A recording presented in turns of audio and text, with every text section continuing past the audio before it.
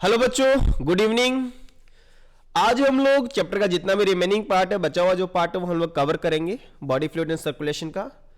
तो हमने दो लेक्चर के अंदर दो बड़े बड़े टॉपिक कवर किए इस चैप्टर के। पहले लेक्चर के अंदर हमने ब्लड के बारे में जाना, उसका पूरा पोस्टमार्टम हम लोगों ने किया है। और दूसरा जो हमारा लेक्चर था वहां पर हमने ह्यूमन हार्ट के रिगार्डिंग बातें की थी, साथ ही साथ सर्कुलेशन के बारे में भी जाना था।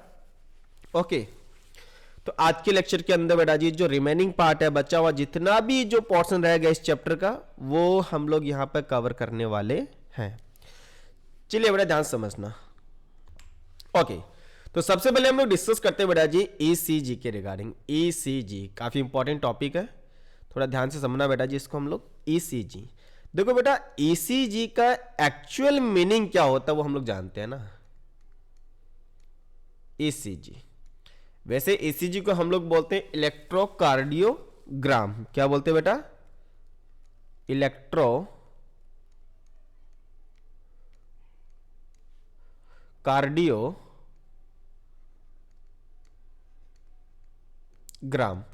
और एक मीनिंग होता है बेटा जी ईसीजी का इलेक्ट्रोकार्डियोग्राफ। देखो बेटा दोनों में डिफरेंस है। एक का तो जो सफिक्स लग रहा है वो क्या है, ग्राम लग रहा है, ठीक है। और एक का सफिक्स क्या लग रहा है बेटा जी, ग्राफ लग रहा है। तो कई बार कंफ्यूजन होता है कि ग्राफ किसे बोले और ग्राम किसे बोले, याद रखना। देखो बेटा, जो मशीन होती है, डिवाइस जो होती है ना, जो मॉनिटरिंग मशीन होती है, राइट, उस डिवाइस को हम लोग बोलते हैं इलेक्ट्रोकार्डियोग्राफ बोलते हैं। और जो आपको पेज के ऊपर इस तरह से बेटा जी ग्राफिकल रिप्रेजेंट देखने को मिलता है ना, ग्राफिकली रिप्रेजेंटेशन, उससे हम लोग क्या बोलते हैं, ग्राम बोलते हैं, याद रखना, इलेक्ट्रोकार्डियोग्राम। देखो एनसीईआरटी क्या बोलती है, आप शायद अस्पताल के टेलीविजन के दृश्य से चिर परिचित होंगे। जब कोई बीमार व्यक्ति हृदयघात यानी किसी को हार्ट की प्रॉब्लम आ जाए, हार्ट अटैक, हार्ट अरेस्ट वगैरह कुछ भी हो जाए, इसके कारण बेटा जी निगरानी मशीन, जिसको हम लोग मॉनिटरिंग मशीन बोलते हैं, उस पर रखा जाता है, ताकि वो मतलब एक रूटीन वाइज चेक करते रहे, हार्ट में कोई प्रॉब्लम ना आ जाए। तब आपने सुना होगा बेटा जी वहां पर एक साउंड आता है बेटा जी, पी पी का एक साउंड आता है, आवाज सुनाई देती है। इस तरह की मशीन, देखो बेटा मशीन को हम लोग बोलते हैं इलेक्ट्रोकार्डियोग्राफ। ध्यान समझना बेटा जी, जो ग्राफ वर्ड आता है वो मशीन डिवाइस के लिए आता है, इंस्ट्रूमेंट के लिए आता है उस, और उसका उपयोग करते हैं बेटा जी विद्युत हृदय लेख, यानी कि जो ग्राफिकल रिप्रेजेंटेशन, मैं यहां पे लिख देता हूं बेटा जी, ग्राफिकल रिप्रेजेंटेशन।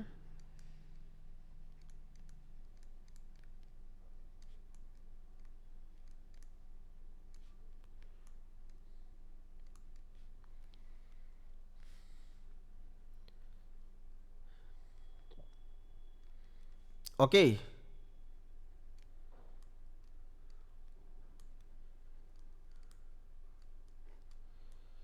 ग्राफिकल रिप्रेजेंटेशन ध्यान समझना, यानी कि विद्युत हृदय लेख। ग्राफिकल रिप्रेजेंटेशन किसे बोलते हैं हम लोग, इलेक्ट्रोकार्डियोग्राम। ध्यान समझना बेटा, ये ग्राम है। ओके, थोड़ा उल्टा है, याद रखना।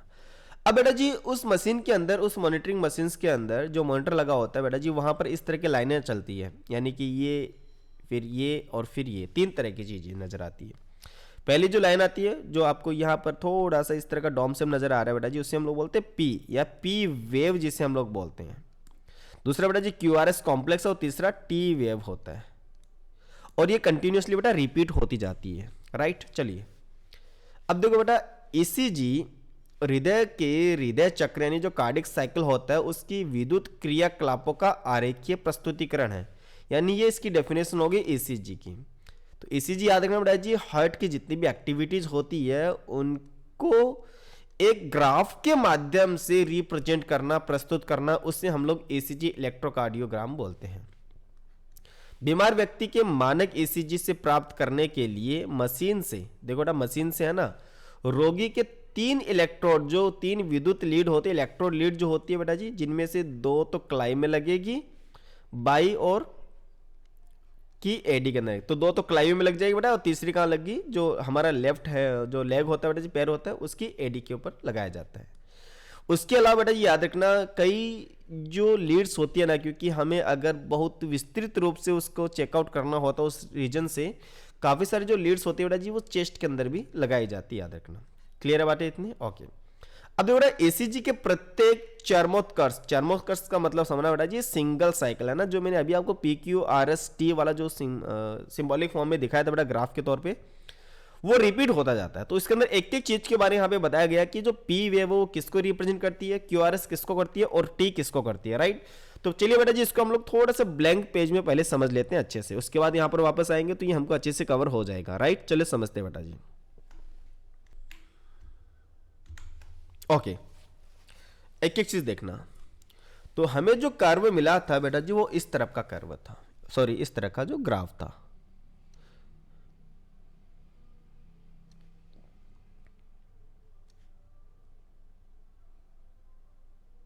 इस तरह का था, राइट।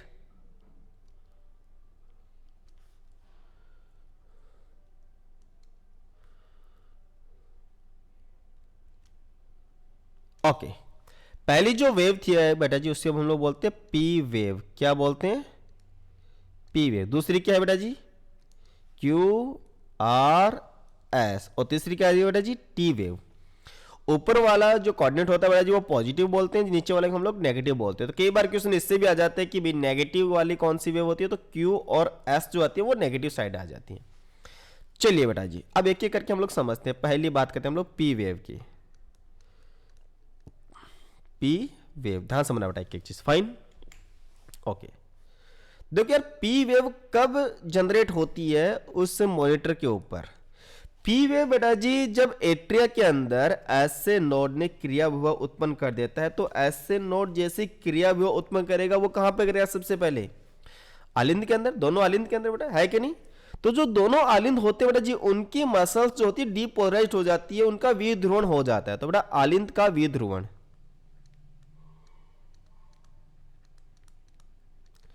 आलिंद का विध्रुवण होना,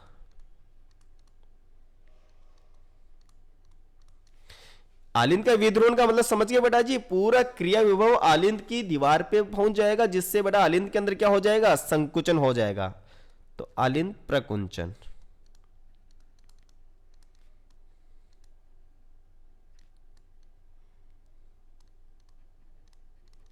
जिसे हम लोग इंग्लिश में क्या बोलते हैं? Atrial systole. एट्रियल सिस्टोल, यानी दोनों आलिंद क्या हो जाएंगे बेटा जी? संकुचित हो जाते हैं। दूसरा आता है क्यूआरएस कॉम्प्लेक्स, सम्मिश्र या कॉम्प्लेक्स।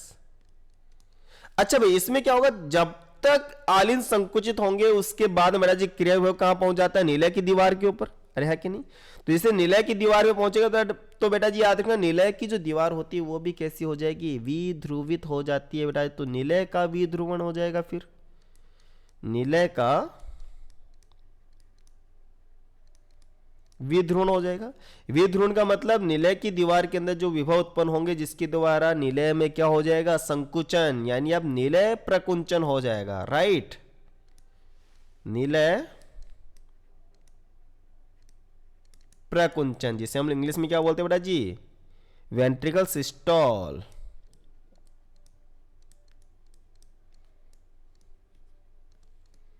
Ventricle systole, fine. अब तीसरा जो कॉन्सेप्ट आएगा बेटा इसके अंदर, तीसरा पॉइंट जो आएगा वो आता है टी वेव, लास्ट की है ना बेटा, टी वेव।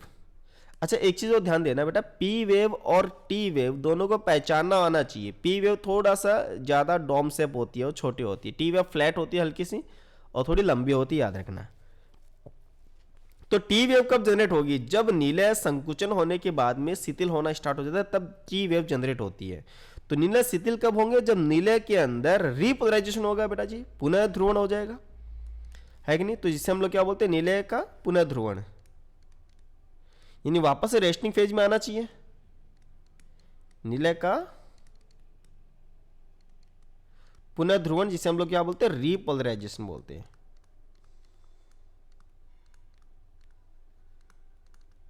ओके, पुनः ध्रुवण का मतलब वापस से निलय रेस्टिंग फेज में आ जाएगा, यानी कि वेंट्रिकल डायस्टोल, वेंट्रिकल डायस्टोल हो जाएगा, रिलैक्स हो जाएगा। अब बेटा समझना आराम से, पी से टी तक दर्शाया गया है, ठीक है भाई, पी से टी तक का ये दर्शाया गया है, इसको थोड़ा ध्यान समझना।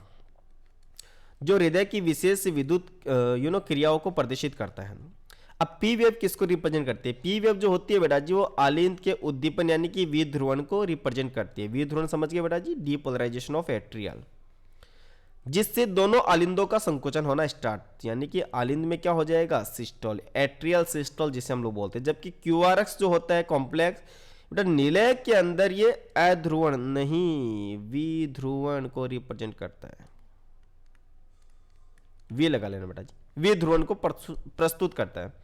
इस बेटा निलय में भी क्या हो जाएगा? संकुचन शुरू हो जाता है कि नहीं? सिस्टोल होना स्टार्ट हो जाएगा। संकुचन क्यू तरंग के तुरंत बाद शुरू हो जाता है, क्योंकि स्टार्टिंग में कौन सी तरंग स्टार्ट होती है? क्यू, है ना बेटा जी, फिर आर, फिर एस। तो क्यू तरंग आने से तुरंत उसके बाद से बेटा स्टार्ट हो जाएगा संकुचन, जो कि प्रंकुचन यानी सिस्टोल की शुरुआत का घोतक, यानी क्यू वेव बताता है कि भाई अब निलय के अंदर संकुचन होना स्टार्ट हो गया। टी तरंग निलय का उत्तेजना से सामान्य अवस्था में वापस आने की स्थिति को रिप्रेजेंट करता है। यानी जो संकुचन हुआ है बेटा जी निलय के अंदर, टी वेव क्या बताती है कि उनमें वापस रिलैक्सेशन यानी कि शिथिल होना स्टार्ट हो जाते हैं, जिसे हम लोग बोलते हैं प्रकुंचन यानी डायस्टोल बोलते हैं, जिसको हम लोग इंग्लिश में लिखा था बेटा रीपोलराइजेशन लिखा था। फाइन, चलिए एक निश्चित समय में बेटा ध्यान समझना, ये पॉइंट भी अच्छा है। एक निश्चित समय के अंदर, मान लो 1 मिनट के अंदर, निश्चित समय का मान लेते हैं बेटा 1 मिनट के अंदर क्यूआरएस सम्मिश्रण कॉम्प्लेक्स की संख्या गिनकर हम लोग मनुष्य के हृदय स्पंदन दर जो हार्ट रेट होती है बेटा जी उसको भी निकाल सकते हैं। मान लो हमने उस एक पेज की ईसीजी करवाई, एक लंबा सा पेज आता है बेटा ईसीजी करके, और यहाँ पर इस तरह से 1 मिनट तक की निकल के आती है, सपोज करना इस तरह से निकल के आ रही है, और हम इनके अंदर जितने भी क्यूआरएस आते हैं बेटा जी उसको हम लोग काउंट कर लेते हैं, तो 1 मिनट का आइडिया लगा सकते हैं कि हमारा हृदय 1 मिनट में कितनी बार बीट कर रहा है। यदि भी तरह तरह के व्यक्तियों की ईसीजी संरचना व आकृति सामान्य होती है, ऑब्वियस सी बात है, और इस आकृति में कोई परिवर्तन किसी संभावित असामान्यता या बीमारी को इंडिकेट करता है। मान लो किसी के अंदर ईसीजी चेंज आ रही है, इसका मतलब कोई ना कोई हार्ट में प्रॉब्लम है भाई। इसकी चिकित्सीय महत्व बहुत इंपॉर्टेंट है, क्योंकि हार्ट के अंदर प्रॉब्लम्स को देखने के लिए हम लोग ईसीजी करते हैं, तो ऑब्वियस सी बात है मेडिकल में तो यूज होगा ही होगा। अब बेटा हम लोग बात करेंगे ब्लड वेसल्स की रिगार्डिंग, तो डबल सर्कुलेशन भी दे रखा है, उसके बाद में हमारे पास ब्लड वेसल। तो पहले मैं डबल सर्कुलेशन को बताता हूँ, उसके बाद वापस आ जाएंगे हम लोग किसके अंदर? Blood vessels. तो चलिए बेटा डबल सर्कुलेशन को हम लोग खाली पेज में पहले समझ लेते हैं, बाद के अंदर वापस इसके अंदर आएंगे, ध्यान समझना। देखो बेटा ये हमारा हार्ट है, समझना ध्यान से, एक एक पॉइंट को ध्यान से क्लियर करना। थोड़ा बड़ा बना लेते हैं क्योंकि डबल सर्कुलेशन हम लोग कंप्लीट पढ़ने वाले हैं यहाँ पर। ओके, और हमारा जो हार्ट होता है बेटा जी वो 4 चैम्बर हार्ट होता है, 4 चैम्बर इसके इस तरह से। अब एक एक चीज को समझना,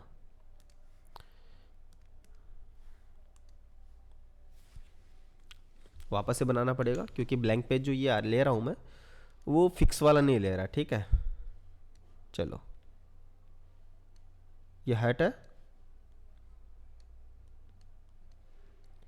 तो ये वाला कौन सा चैम्बर हो गया बेटा जी? राइट एट्रिया यानी दायां आलिंद, ये बायां आलिंद, ये दायां नीलय, ये बायां नीलय। ऊपर हमें पता है बेटा जी, ऊपर मतलब साइड के अंदर रहते हैं वैसे, लेकिन बनाने में ऊपर बनाते हैं हम लोग, वैसे तो इसके जस्ट साइड में हमारे लंग्स होते हैं, हार्ट क्योंकि दोनों लंग्स के बीच में प्रेजेंट होता है, याद रखना। तो यहाँ पर ब्लड जो है वो प्योर होने के लिए जाएगा, और सपोज करना बेटा जी ये कोई उत्तक है, टिश्यू है। अब एक एक चीज को थोड़ा ध्यान से समझना, एक एक पॉइंट थोड़ा ध्यान समझना। देखो बेटा उत्तकों से अशुद्ध रक्त लेके कौन आता है? वो आता है बेटा जी वेन वगैरह। वेन जो होती है, ध्यान से समझना, वेन जो होती है बेटा जी वो अगर नीचे लोअर पार्ट से अगर ब्लड लेके आती है तो उससे हम लोग बोलते हैं इंफीरियर वेना कावा। क्या बोलते हैं? इंफीरियर वेना कावा या पश्च महाशिरा। जो किसमें ब्लड को डालेगी बेटा जी? दायां आलिंद में डालेगी। ऊपरी भागों से हमारे दोनों हाथ या मस्तिष्क जो अशुद्ध रक्त लेके आता है बेटा जी वो किस कौन लेके आता है? याद रखना, वो लेके आता है सुपीरियर वेना कावा, है ना, अग्र महाशिरा। और हृदय की पेशियों से जो अशुद्ध रक्त लेके आती है बेटा जी वो कौन लेके आती है? याद रखना, कोरोनरी साइनस, कोरोनरी साइनस। ठीक है भाई, जैसे ब्लड आएगा अशुद्ध रक्त किस में आएगा? दायां आलिंद में। दायां आलिंद से किस में जाएगा? दायां नीलय के अंदर चला गया। अभी दाएं नीले से कौन सी ब्लड वेसल्स निकलती है? ये निकलती है पल्मोनरी आर्टरी यानी कि फुफ्फुस धमनी, जिसके आधार में कपाट होते हैं जिसका नाम है अर्धचंद्राकार कपाट। और ये दाया आलिंद से दाएं नीले में जिस कपाट की दूर आता है बेटा जी वो है ट्राइकस्पिड वॉल, याद रखना। अब ये रक्त जाता है बेटा शुद्ध होने के लिए, कहां पर ये रक्त चला गया शुद्ध होने के लिए? हमारे फेफड़ों के अंदर। ठीक है, चलिए अब फेफड़ों के अंदर शुद्ध होने के लिए चला गया, क्योंकि इसमें रक्त कैसा है याद रखना बेटा जी, अशुद्ध रक्त होता है। अब लंग्स के द्वारा विसरण होता है, विसरण से रक्त कैसा हो गया? मान लो शुद्ध रक्त हो गया। ये शुद्ध रक्त बेटा जी कहां पर एंटर करता है? ये करता है हमारे बाएं आलिंद के अंदर। कहां पर करेगा? बाएं। अच्छा, लेकर कौन आता है इसको? लंग्स से बेटा जी याद रखना, लेकर आता है पल्मोनरी वेन। पल्मोनरी वेन लेकर आ रहा है, फुफ्फुस सीरा लेकर आती है। और रक्त कैसा है इसके अंदर बेटा जी? शुद्ध रक्त है। चलिए अब ये जो रक्त लेकर आती है बेटा जी, अब ऊपर अगर आप ध्यान से देखोगे तो बेटा जी ये जो सर्कुलेशन आपको नजर आ रहा है ना, ये वाला जो सर्कुलेशन आपको नजर आ रहा है, इससे हम लोग बोलते हैं पल्मोनरी सर्कुलेशन। इसे हम लोग क्या बोलते हैं? Pulmonary circulation. पल्मोनरी सर्कुलेशन या सर्किट, याद रखना है। पल्मोनरी शब्द आता है फेफड़ों के लिए। अब वही लंग्स कहां पर आ गया? लेफ्ट एट्रिया से लेफ्ट वेंट्रिकल, लेफ्ट वेंट्रिकल से वही बेटा जी महाधमनी के द्वारा कहां पे जाएगा? शुद्ध रक्त ये उत्तकों में चला गया, जिसके आधार में भी कपाट होते हैं, अर्धचंद्राकार कपाट। इसमें रक्त कैसा है बेटा जी? शुद्ध रक्त है इसमें भी। ये कौन लेके जा रहा है बेटा जी? महाधमनी, ऑर्टा। ऑर्टा से क्या बनेगी बेटा जी? आर्टरी। इस तरह से वापस रक्त जो है वो शुद्ध रक्त होकर के अपने उत्तकों में चला जाता है। तो ये वाला जो सर्कुलेशन नजर आ रहा है बेटा, उत्तकों की तरफ जो आपको सर्कुलेशन नजर आता है, इसे हम लोग बोलते हैं सिस्टेमिक सर्कुलेशन। Systemic circulation. दो प्रकार का सर्कुलेशन हो गया बेटा जी, पल्मोनरी सर्किट और systemic circuit. I hope so कि आपको समझ में आ गया होगा। ब्लड जो है हमारे हृदय से बेटा जी 2 बार पास आउट हो रहा है, तो याद रखना इसे हम लोग दोहरा परिसंचरण तंत्र कहते हैं। और ब्लड जो होता है, रक्त जो होता है वो सेपरेट होता है, कंप्लीटली अलग अलग होता है, शुद्ध और अशुद्ध। इसलिए हमारे अंदर पूर्ण दोहरा परिसंचरण तंत्र पाया जाता है। अब आ जाओ बेटा एनसीईआरटी के अंदर, ध्यान समझना। तो बेटा सबसे पहले हम लोग बात करते हैं डबल सर्कुलेशन। ठीक है, ध्यान समझना। अब देखो जैसा कि पहले बताया जा चुका है कि दाहिने निलय, अब देखो ये चीज आपको माइंड में रखनी पड़ेगी पहले, है ना। ये हाइट बना लिया हमने, और ये दाहिने निलय की बात कर रहा है बेटा, तो राइट वेंट्रिकल की बात कर रहा है। ये तो लेफ्ट है, सॉरी, हाँ, right atria, left atria, right ventricle, left ventricle. तो दाहिने निलय है ना, दाहिने नीले की बात करेगा बेटा जी, ये वाला दाहिने नीले है। ठीक है, द्वारा पंप किया गया रक्त फुफ्फुस धमनी में जाता है, बिल्कुल जाता है फुफ्फुस धमनी में, पल्मोनरी आर्टरी में जाता है शुद्ध होने के लिए आगे, क्योंकि इसमें अशुद्ध रक्त होता है।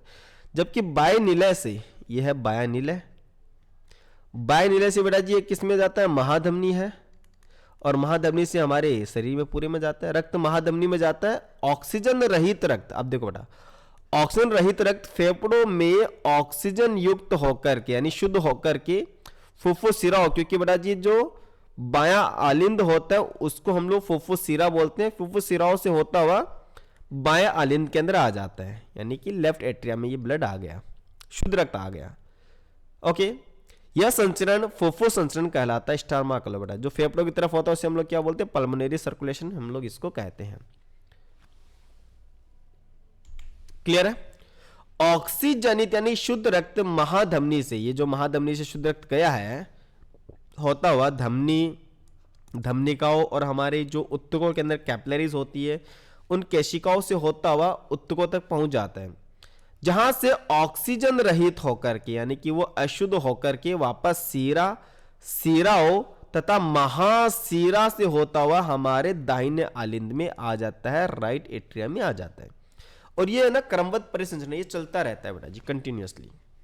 एक यह क्रमबद्ध परिसंचरण जो होता है वो क्यों जरूरी है? पोषक पदार्थों का परिवहन, ऑक्सीजन का परिवहन या अन्य जरूरी पदार्थों को उत्तकों तक पहुंचाना जरूरी है, जबकि उत्तकों के अंदर जो कार्बन डाइऑक्साइड या अन्य हानिकारक पदार्थ बनते हैं उनको बाहर निकालना भी जरूरी है बेटा जी। अरे है कि नहीं।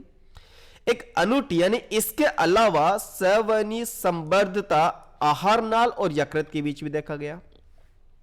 आहारनाल का मतलब बेटा जी इसमें भी याद रखना इंटेस्टाइन होती है, यानी इंटेस्टाइन और हमारे लिवर के बीच में, क्योंकि यहां पर रक्त सीधा सीधा हृदय की ओर न जाकर के पहले हमारे लीवर में चला जाता है। मान के चलो बेटा जी ये इंटेस्टाइन है और ये हमारा लीवर है। सुनना बेटा, ध्यान समझना। तो यहां से बेटा ये कैपिलरी होती है, कैपिलरी आपस में जुड़कर कोई वेन बनाती है, वेन से वापस बेटा जी कैपिलरी बना लेती है। कहने का मतलब है कि ये केशिकाओं से शुरू होता है और केशिकाओं में खत्म हो जाता है कि नहीं। जो रक्त हमारे इंटेस्टाइन, ये बेटा जी आंत्र हो गया ना, आंत्र, आंत्र से जो रक्त लेकर आ रहा है बेटा जी, ये कौन सी रुधिर वाहिनी लेकर आती है याद रखना, इसका नाम है हिपेटोपेनक्रियाटिक वेन। हिपेटो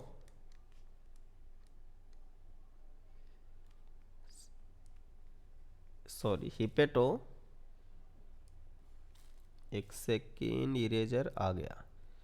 हिपेटो या हिपेटिक पोर्टल वेन, पूरा लिख देते हैं, हिपेटिक पोर्टल वेन। क्योंकि पोर्टल सिस्टम जो वर्ड आता है ना वो इसके लिए आता है, निवायिका के लिए आता है, राइट। तो हिपेटिक पोर्टल वेन वो वेन होती है जो आंत्र से अशुद्ध रक्त लेकर के बेटा जी किस में लेकर जा रही है, ये हमारा लीवर हो गया।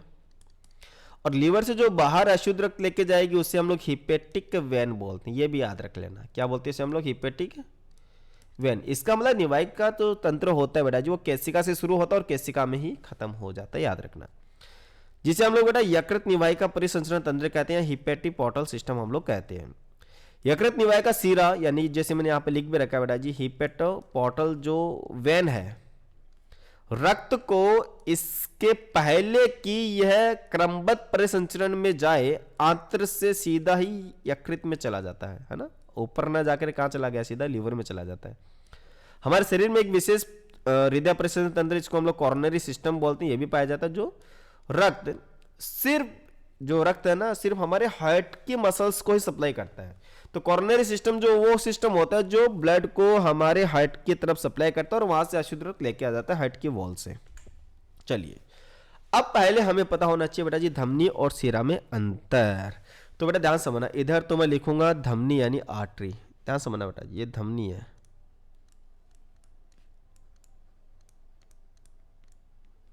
और इधर मैं लिखूंगा बेटा जी वेन यानी शिरा। दोनों में अंतर काफी इंपॉर्टेंट है। चलिए तो पहले तो मैं इनका डायग्राम बनाऊंगा आप लोगों के लिए ताकि आप इसको अच्छे समझ सके। देखो बेटा जी धमनी और शिरा के अंदर बेटा जी 3 रुधिर वाहिनी होती है, यानी सॉरी 3 वॉल होती है, 3 दीवार होती है, 3 भित्ति होती है इनके अंदर। तो डायग्राम से मैं आपको सिखा देता हूं बेटा, ध्यान समझना। 1 2 और ये 3 नाम ही लिख रहा हूं क्योंकि इंपॉर्टेंट नाम है बेटा इनकी। बाहर वाली जो लेयर होती है ना इनकी, उससे हम लोग बोलते हैं ट्यूनिका एक्सटर्ना, ट्यूनिका एक्सटर्ना याद, आउटर मोस्ट। बीच वाली जो लेयर होती है उसको हम लोग बोलते हैं बेटा ट्यूनिका मीडिया, ट्यूनिका मीडिया। लेकिन जो सबसे अंदर वाली होती है बेटा लेयर, उसे हम लोग बोलते हैं उस वॉल को ट्यूनिका इंटरना या ट्यूनिका इंटीमा भी बोलते हैं।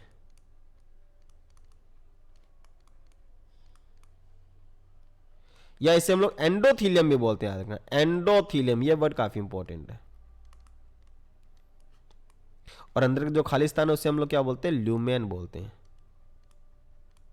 अवकाशिका जिससे हम लोग कहते हैं। दो बेटा धमनी के अंदर, धमनी क्या होती है, धमनी वो होती है जो हार्ट से यानी हृदय से रक्त को,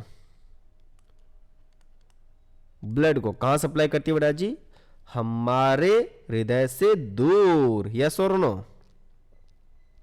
तो हार्ट से कहां सप्लाई करती है बेटा जी, बॉडी ऑर्गन की साइड।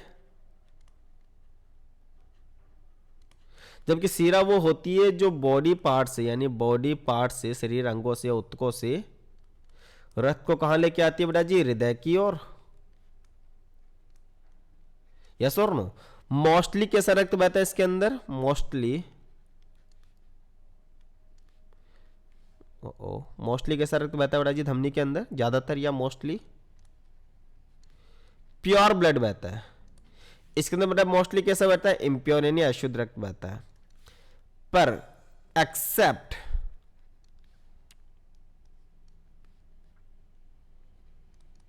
किसको छोड़कर? याद रखना बेटा जी, पल्मोनरी आर्टरी यानी फुफ्फुस धमनी को छोड़कर। उसमें कैसे बहता है? उसमें बेटा जी याद रखना, उसमें अशुद्ध रक्त बहता है। और इसमें बेटा जी किसको छोड़कर बेटा याद रखना? Accept pulmonary vein.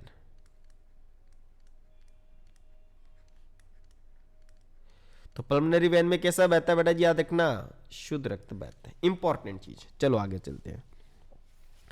अब बेटा धमनी जो होती है, अब देखो बेटा सारे पॉइंट है ना बहुत ज्यादा इंपॉर्टेंट पॉइंट है, ध्यान से समझना इन चीजों को। धमनी जो होती है उनमें वाल्व अनुपस्थित होते हैं, कपाट अनुपस्थित, कपाट नहीं पाए जाते। जबकि सीरा के अंदर बेटा जी कपाट उपस्थित होते हैं, याद रखना, very very important. Present plus anti का मतलब प्रेजेंट होते हैं। धमनी के अंदर बेटा जी रक्तचाप यानी कि ब्लड प्रेशर जो होता है वो ज्यादा होता है, जबकि सीरा के अंदर ब्लड प्रेशर क्या होता है? कम होता है। धमनी का जो रंग होता है बेटा जी, रंग वो कैसा होता है? चेरी रेड होता है, चेरी रेड, एकदम से लाल होता है धमनी का रंग, चेरी रेड।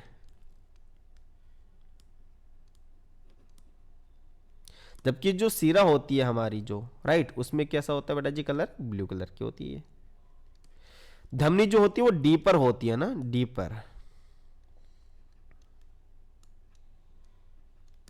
मतलब गहराई में पाई जाती है। हिंदी में लिख लो बेटा, गहराई अंदर तक। और ये बेटा सुपरफिशियल होती है ना, सतह पर पाई जाती है। याद रखना, एक एक चीज बेटा जी इंपॉर्टेंट है, सारी चीज इंपॉर्टेंट है। चलिए, अच्छा मरने के बाद में धमनी में रक्त नहीं मिलता जबकि सीरा में मिलता है, याद रख लेना ये चीज भी। तो ये काफी सारे अंतर है, याद रखना।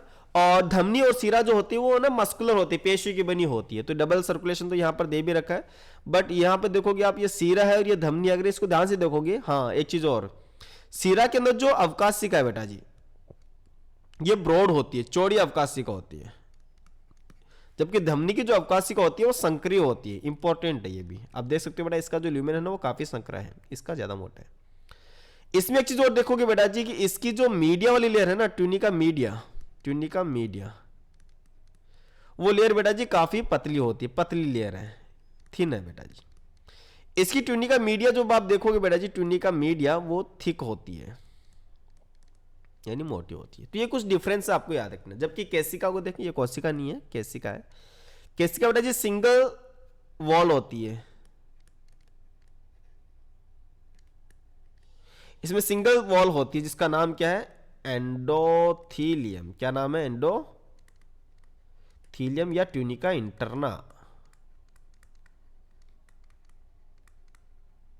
फाइन।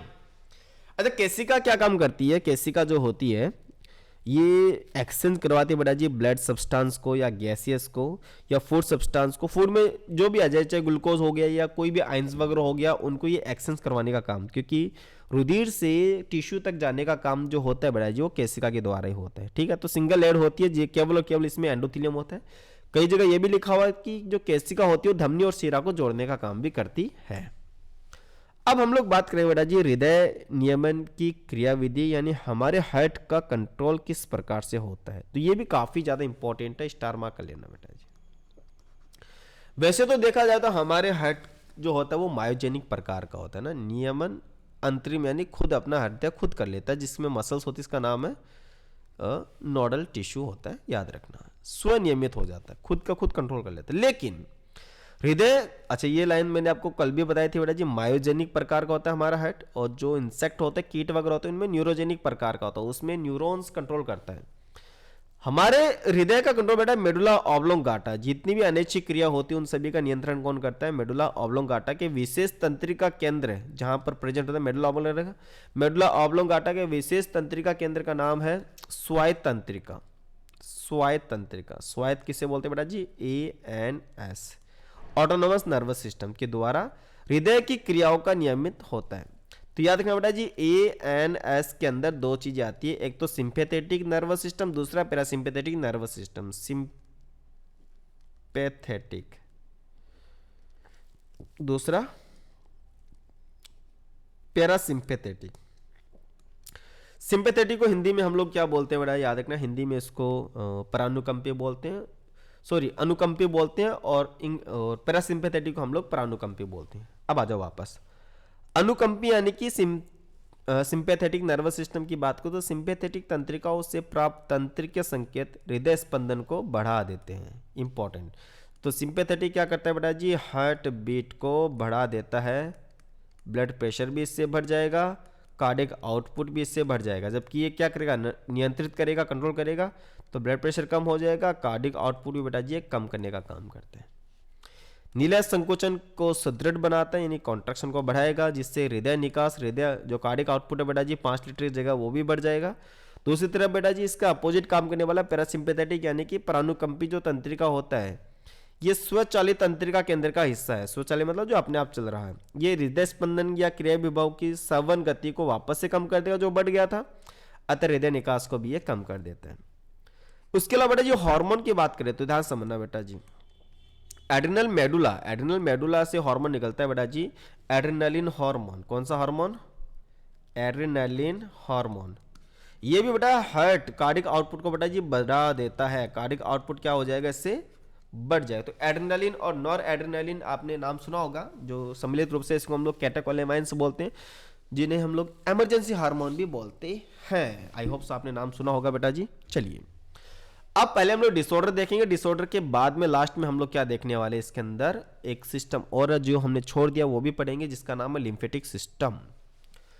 परिसंचरण की विकृतियां या फिर डिसऑर्डर की हम लोग पहले बात कर लेते हैं। एक एक चीज समझना बेटा, ध्यान समझना। सबसे पहले दे रखा हाइपरटेंशन यानी उच्च रक्तदाब। अब उच्च रक्तदाब, ब्लड प्रेशर नॉर्मली कितना होना चाहिए हमें पता होना चाहिए। तो जो सामान्य ब्लड प्रेशर होता है बेटा जो होता है 120/80, 120/80 mm ऑफ मरकरी यानी Hg, है कि नहीं। अब इसमें ध्यान से कि 120 तो होता है सिस्टोलिक प्रेशर, और 80 जो होता है वो डायस्टोलिक प्रेशर होता है। चलिए, जिसमें बेटा जी 120/80 से अधिक होता है, इस मापदंड के अंदर 120 mm Hg जो होता है ये प्रकुंचन यानी पंपिंग दाब है, सिस्टोलिक दाब है, जबकि 80 जो होता है बेटा जी अनुशीतलन यानी कि डायस्टोलिक दाब है। यदि किसी रक्तदाब, कोई भी व्यक्ति हो, उसका रक्तदाब बार बार मेजर करने पर भी बेटा जी 140/90 यानी कि 120/80 से काफ़ी ज़्यादा या इससे भी ज़्यादा आ रहा है, इसे हम लोग हाइपरटेंशन बोलते हैं, अति तनाव बोलते हैं। उच्च रक्तचाप जो होता है बेटा हृदय की बीमारियों को जन्म देता है, इसलिए हाइपर नहीं होना है बेटा जी, वरना कार्डिक जो डिसऑर्डर्स है, हार्ट की जो बीमारी है वो हो सकती है। तथा अन्य जितने भी हमारे वाइटल ऑर्गन हैं, जैसे मस्तिष्क हो गया, हमारी किडनीज हो गई, ऐसे अंगों को भी प्रभावित कर सकते हैं। दूसरी बीमारी की बात करें बेटा जी CAD, कोरोनरी आर्टरी डिजीज, हृदय धमनी रोग। हृदय धमनी यानी कि हृदय को शुद्ध रक्त पहुंचाने वाली धमनी का ये डिसऑर्डर है।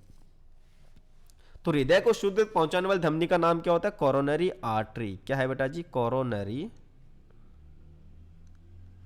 आर्टरी। चीज याद रखना बेटा जी, है ना, कोरोनरी धमनी, हिंदी में लिख देता हूं। तो दोनों हमें पता चल गया, शुद्ध रक्त की आपूर्ति हृदय की पेशियों को कौन करती है, कोरोनरी धमनी, और अशुद्ध रक्त वहां से कौन लेकर आता है, कोरोनरी साइनस।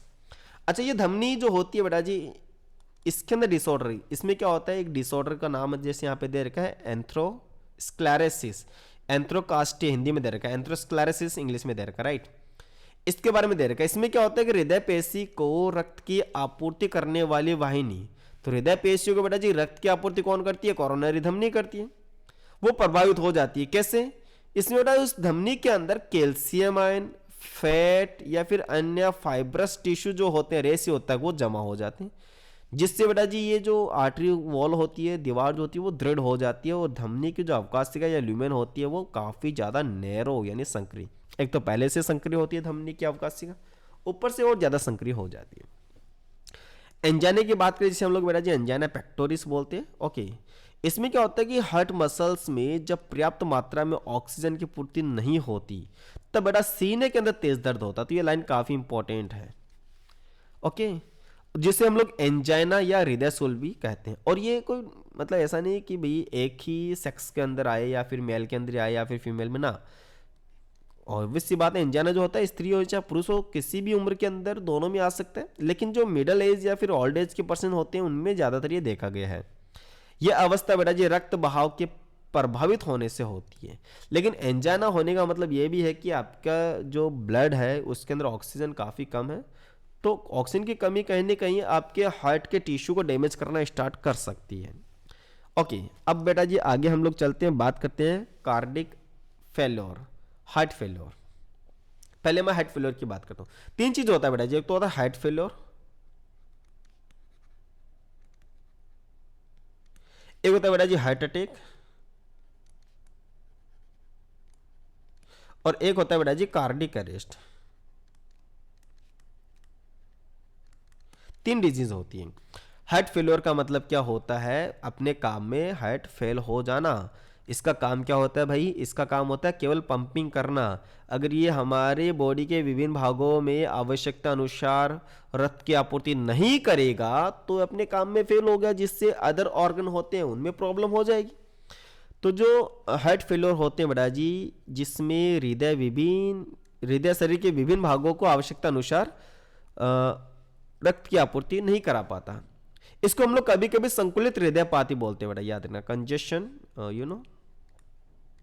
हार्ट फेलियर भी बोलते हैं। रीजन क्या है उसका, क्योंकि इसमें बेटा जी हमारे लंग्स अफेक्ट हो जाते हैं। लंग्स जो होते हैं उनका संकुलन होना, संकुलन मतलब कि पिचक जाते हैं, याद रखना। इस बीमारी का प्रमुख लक्षण है, हालांकि जब पोस्टमार्टम करते हैं तब तो पता चलता है कि भैया लंग्स का संकुलन होने से मौत हुई, लेकिन यह संकुलन हुआ कैसे, याद रखना, हार्ट फेलियर के कारण। अब उसके बाद हम लोग बात करते हैं हृदयपात, ठीक हृदयघात की भांति नहीं होता, ये छोड़ दो इतना। अब आगे हम लोग बात करते हैं, यहां पर है इंग्लिश में लिख लेना बेटा इसको काट करके, cardiac arrest. Cardiac arrest, cardiac arrest में क्या होता है बेटा जी, एस ए नोड जो होता है ना वो क्रिया विभव पैदा नहीं करता, जिससे बेटा जी हार्ट बीट स्टॉप हो जाती है। हार्ट बीट स्टॉप, अचानक से काम करना बंद, तुरंत रुक जाता है। जो सो रहा है वो सोया को सोया रह गया है ना बेटा जी। तो हृदय की धड़कन बंद हो जाना है ना, हार्ट्स जो बीट है बेटा वो तुरंत बंद हो जाएगी। जबकि मैं हार्ट अटैक की बात करूं, अटैक में क्या होता है, जब हार्ट मसल्स को प्रॉपर ऑक्सीजन सप्लाई नहीं हो पाती, हार्ट मसल्स को चारों तरफ से, तो इसमें अचानक से क्या हो जाती है बेटा जी, टिश्यू डैमेज होना स्टार्ट हो जाते हैं। देखो बेटा जी हार्ट अटैक यहाँ पे लिख लेना बेटा जी, इंग्लिश में लिखना है इसको काट करके, हार्ट अटैक है ये। हृदय पेशी को रक्त आपूर्ति अचानक से अपर्याप्त हो जाना है ना, यकायक क्षति जिसे हम लोग कहते हैं, अनएडिक्वेट डैमेज होना यहाँ पर स्टार्ट हो जाता है, तो इसे हम लोग हार्ट अटैक बोलते हैं। क्लियर है बेटा जी, यानी हृदय पेशियों को रक्त आपूर्ति अचानक से अपर्याप्त हो जाने से यकायक क्षति होना, जिसे हम लोग हार्ट अटैक बोलते हैं। और ये कहीं ना कहीं हार्ट अटैक को कॉज कौन करता है, एंजाइना पेक्टोरिस ही करता है आगे जा करके। इसलिए जब एंजाइना स्टार्ट हो जाए समझ जाना बेटा जी कि आगे ज़्यादा प्रॉब्लम हो सकती है। अब हमारा लिम्फेटिक सिस्टम एक रह गया, तो उसको भी मैं कवर करवा देता हूँ हमारी एनसीईआरटी से। तो उत्तक द्रव का निर्माण कैसे होता है बेटा जी, जो हमारी रुधिर वाहिनी होती है उनके द्वारा छन छन कर बेटा जी टिश्यू स्पेस में फ्लूइड आ जाता है, रुधिर आ जाता है, जिसको हम लोग टिश्यू फ्लूइड बोलते हैं।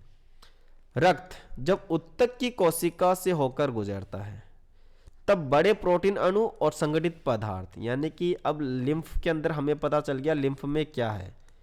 लिम्फ में से बेटा जी ब्लड से क्या क्या हटाना है, एक तो बेटा जी प्रोटीन वगैरह हटानी है, प्लस फॉर्म्ड एलिमेंट हटाना है कि नहीं, फॉर्म्ड एलिमेंट। फॉर्म्ड एलिमेंट समझ गए ना बेटा जी, आरबीसी, डब्ल्यूबीसी और प्लेटलेट्स। अच्छा डब्ल्यूबीसी रहती है इसके अंदर, याद रखना, तो मैं फॉर्म्ड एलिमेंट्स में से डब्ल्यूबीसी ऐड कर लेता हूँ। ओके, और प्लेटलेट्स। अब कह सकते हैं हम लोग, ऐसा भी तो बोल सकते हैं कि भाई जो प्लाज्मा है वो तो छन ही रहा है, साथ में संगठित पदार्थ में से बेटा जी कौन छन रहा है, डब्ल्यूबीसी भी छन रहा है, तो इसको भी तो मैं लिम्फ कह सकता हूँ, कोई दिक्कत नहीं है। तो बेटा जी बड़े प्रोटीन अणु और संगठित पदार्थ को छोड़कर रक्त से जल व जल में घुलनशील पदार्थ कोशिकाओं से बाहर निकल जाते हैं। ये कोशिका नहीं बेटा जी, केशिका से बाहर निकल जाते हैं। इस तरह को अंतराली या इंटरस्टिशियल फ्लूइड, जिसे टिश्यू फ्लूइड कहते हैं हम लोग, इसमें बेटा प्लाज्मा के समान ही खनिज लवण पाए जाते हैं, लेकिन रक्त तथा कोशिकाओं के बीच पोषक पदार्थ एवं गैसों का आदान प्रदान इसी द्रव से होता है। इंपॉर्टेंट है। टिश्यू फ्लूइड जो होता है बेटा जी, उत्तक या फिर कोई कोशिका होगी तो वहां से चीजों को लेकर आना रक्त के अंदर, और रक्त से चीजों को वहां तक पहुंचाने का काम। एक मीडिएटर, बीच में जो माध्यम है वो क्या है? टिश्यू फ्लूइड, उत्तक द्रव्य होता है।